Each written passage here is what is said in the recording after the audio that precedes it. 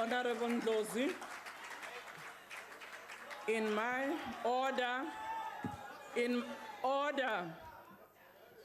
my capacity as chairperson responsible for internal arrangements as well as learning and development, we would like to congratulate Honorable Ndlozi for the attainment of your doctorate.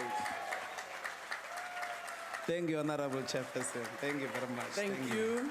Thank you. I also want to congratulate all other members who have done well this year from other institutions. You can clap the hands for yourselves. Thank you very much. Don't be jealous. There are other people who were studying and passed. I'm the principal, I know. Order. Honorable Paulson, what's the point of order? Chairperson, I just wanted to bring it to your attention that this side of the House rose and applauded Dr. Ndlozi, but those sour ones over there, Honorable member, that's not a point of order. But those sour ones there, they sat and they look miserable. Honorable Paulson, don't spoil the congratulatory message you have just given to Honorable Ndlozi. Honorable Ndlozi, over to you. Thank you, Chairperson. I appreciate that. You've always been very kind, and thanks to the rest of the members of the House. The question of debate proposed by the ANC today is based on a misdiagnosis of our economic problems. Our country enjoyed economic growth in the best years of neoliberalism between 1998 and 2004. With a good, knowledgeable president, largely competent cabinet, with a center that holds, economic growth was achieved at the highest of 5.5% in 2002. But this growth was jobless, particularly for the majority of black people. Those who worked in precarious jobs without benefits. The hope with this growth and a stable inflation was that investments, in particular foreign direct investments, would come. But foreign direct investments never rose above 6%. President Mandela, who was the most morally high, upright international figure, presided over our economy. Did foreign direct investment come? Dololo. President Mbeki was the most knowledgeable leader with a master's degree in economics from Sussex. Did foreign direct investment come? Dololo.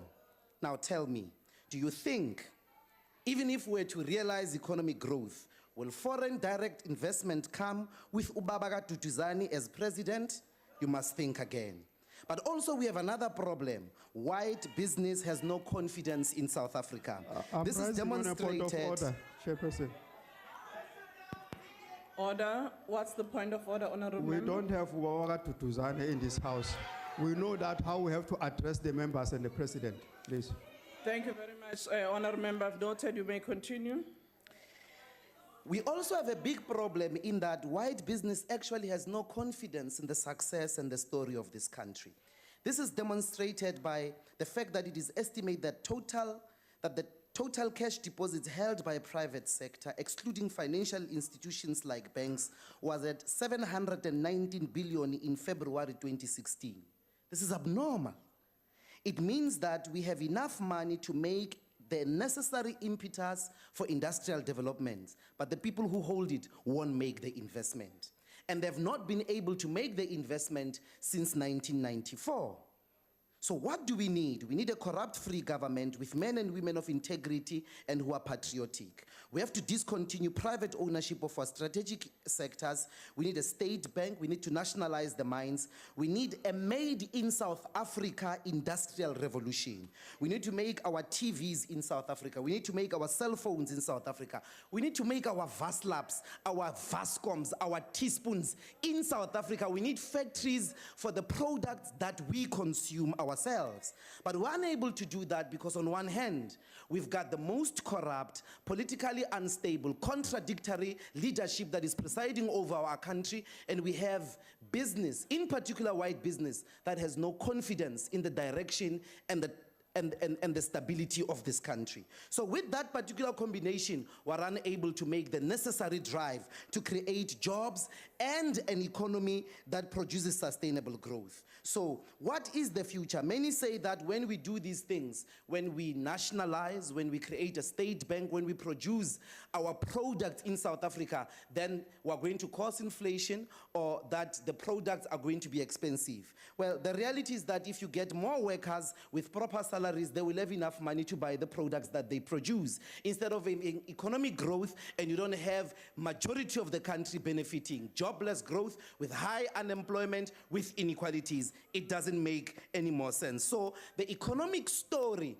that I've just planted has been in place because of insisting on your liberal framework on one hand and a corrupt government on the other. So the future is economic freedom fighters' macroeconomic plan based on this thing that I call Made in South Africa Industrial Revolution. Let us use these investments that are held by white business, produce and create factories Order, that will Honourable produce the Member. products that we consume. Your time In is that up. way, we'll have an Thank economic you. success. Thank you. Honorable Singh. I can't stand on this thing here.